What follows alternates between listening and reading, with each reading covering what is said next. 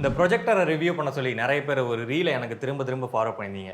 அந்த அடிப்படையில் இந்த ப்ரொஜெக்டரையும் நான் வந்து வாங்கிட்டேன். அண்ட் வாங்கும்போது என்ன பாடுபட்டேன்றது எனக்கு தான் தெரியும். அதை இன்னொரு வீடியோவில் சொல்கிறேன். ஏன்னா இது வந்து அமேசான்லேயோ ஃப்ளிப்கார்ட்லேயோ ஈஸியாக அவைலபிளாக இல்லை. அதாவது இருக்குது, ஆனால் இல்லை. ஆனால் அதோட ப்ரைஸ் வந்து வேறையாக இருக்குது. ஸோ நமக்கு நீங்கள் என்ன ரீலை ஷேர் பண்ணுறீங்களோ அதே ப்ராடக்டை வாங்கணும் அப்படின்றதுக்காக சேம் செல்லரை காண்டாக்ட் பண்ணி நம்ம பல விதமான விஷயங்களை பண்ணோம்.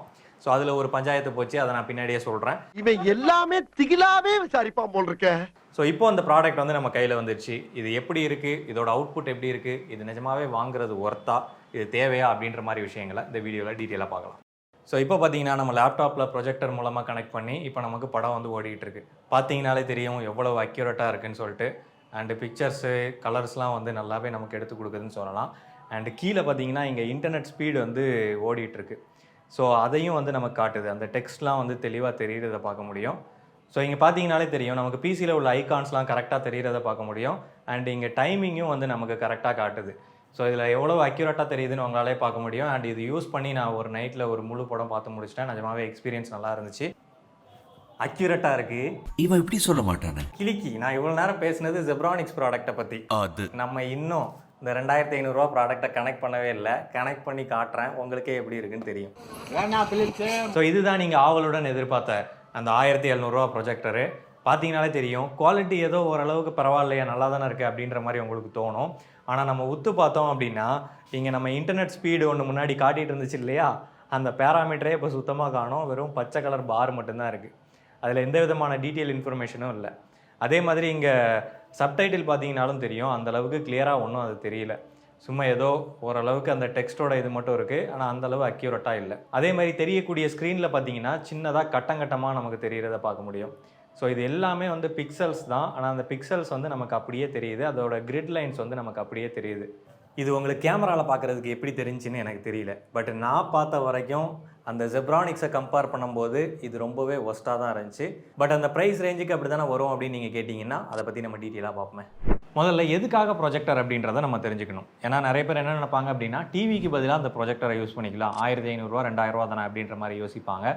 டிவிக்கு மாற்றாக இந்த ப்ரொஜெக்டர் வந்து இருக்காது. அதுக்கு காரணம் என்னென்னா இதை யூஸ் பண்ணும்போது நீங்கள் மற்ற லைட் எல்லாத்தையும் ஆஃப் பண்ணுற மாதிரி இருக்கும். ஆனால் டிவிக்கு அந்த மாதிரி தேவை கிடையாது. அப்போது அந்த ப்ரொஜெக்டரை நம்ம எதுக்காக பயன்படுத்தணும் அப்படின்றத தெரிஞ்சுக்கணும்.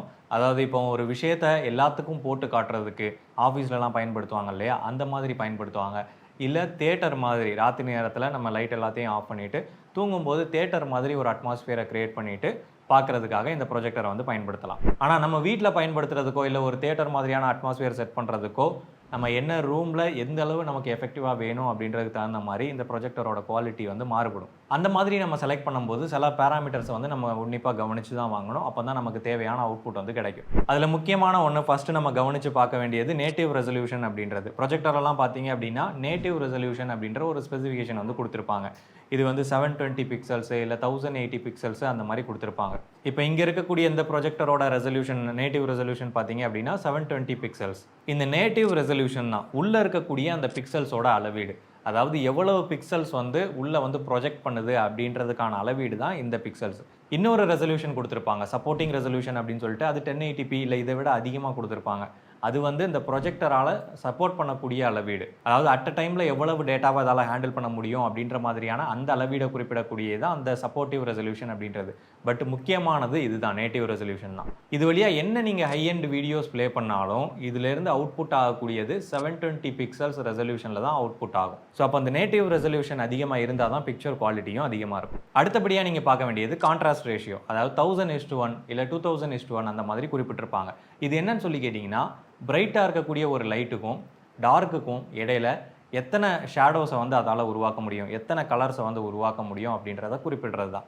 இப்போ 1000:1 அப்படின்னா அதால் 1000 ஷேடோஸை வந்து அதுக்கு இடையில உருவாக்க முடியும். இந்த கான்ட்ராஸ்ட் ரேஷியோ அதிகமாகிட்டே போகும்போது அந்த இமேஜும் வந்து ஸ்மூத்தாக இருக்கும். ஒரு பிரைட்டான லைட்டுக்கும் ஷேடோவுக்கும் இடையில உள்ள டிஃப்ரென்ஸை வந்து இது நல்லாவே எடுத்து காட்டும். இது மெயினாக எங்கே தேவைப்படும்னு சொல்லி பார்த்தீங்கன்னா அந்த பவர் பாயிண்ட்டை பார்க்குறதுக்கோ இல்லை ஜென்ரலாக ஆஃபீஸ் பர்பஸ்க்கோ தேவைப்படாது. மூவி பார்க்கும்போது தான் தேவைப்படும். அதுவும் ஹாலிவுட் மூவிலாம் பார்க்கும்போது அது பெரும்பாலும் இருட்டுக்குள்ளே தான் எடுத்திருப்பாங்க அப்படின்றதுனால ஸோ அதோட அந்த ஷேடோ டிஃப்ரென்ஸை கிளியராக காட்டணும் அப்படின்னா அதுக்கு ஹையர் கான்ட்ராஸ்ட் ரேஷியோ வந்து தேவைப்படும். வசனமாடா முக்கியம், படத்தை பாரு. அது போக என்னென்ன இன்புட் ஸ்லாட்ஸ் இருக்குது அண்ட் எவ்வளவு டிஸ்டன்ஸில் வியூவிங் ஆங்கிள் இருக்குது அந்த மாதிரி விஷயங்கள்லாம் அடிஷ்னல் தான். அது உங்களோட தேவைக்கு தகுந்தாப்புல நீங்கள் பார்த்து செலக்ட் பண்ணிக்கலாம். அண்ட் இந்த மாதிரி ப்ரொஜெக்டர்ஸில் இன்னொரு விஷயம் என்னன்னு சொல்லிக்கிட்டிங்கன்னா, இதோட இன்புட் கனெக்ஷன் எல்லாமே ஒயர்டு த்ரூவாக தான் இருக்குது, ஒயர்லெஸ்ஸாக இல்லை. அதாவது ஸ்க்ரீன் மிரரிங்கோ இல்லை எதுவும் ஓடிடி ஆப்ஸோ வந்து இதில் இன்ஸ்டால் பண்ண முடியாது. அப்படி பண்ணணும் அப்படின்னா நம்ம அடிஷ்னலாக ஒரு அடாப்டர் போடுற மாதிரி இருக்கும். அதுக்கு பதிலாக நீங்கள் டேரெக்டாக அதிலே ஓடிடி இருக்கிற மாதிரியும் ஸ்க்ரீன் மிரரிங் பண்ணுற மாதிரியும் ஆப்ஷன் இருந்தது அப்படின்னா அது பெட்டர்.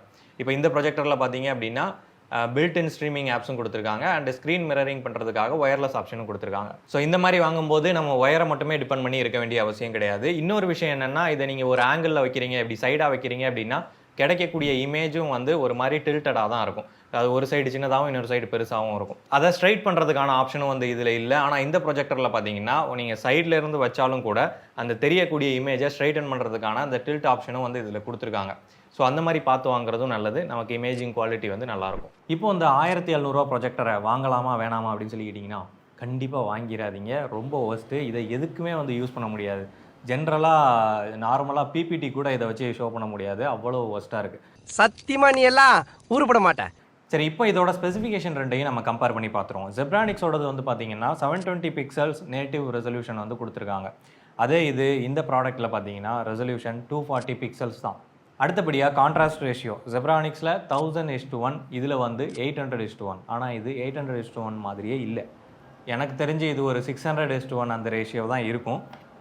நான் கேட்டதா இல்ல. அடுத்தபடியாக லூமன்ஸ். இந்த லூமன்ஸ் அப்படின்றது தான் உள்ளே இருக்கக்கூடிய எல்இடியோட பிரைட்னஸ். அது எந்த அளவு பவர்ஃபுல்லாக இருக்கும், நமக்கு பிரைட்னஸ் வந்து அதிகமாக கிடைக்கும். ஸோ இந்த ஜெப்ரானிக்ஸ் ப்ராடக்ட்டில் பார்த்தீங்கன்னா லூமன்ஸ் வந்து 1500 லூமன்ஸ் கொடுத்துருக்காங்க. ஆனால் இந்த ப்ராடக்ட்டில் பார்த்தீங்கன்னா 1000 லூமன்ஸ் அப்படின்னு சொல்லி போட்டிருக்காங்க. பட் அதுவும் வந்து அக்யூரேட்டாக எனக்கு தெரியல, 1000லாம் இருக்காது.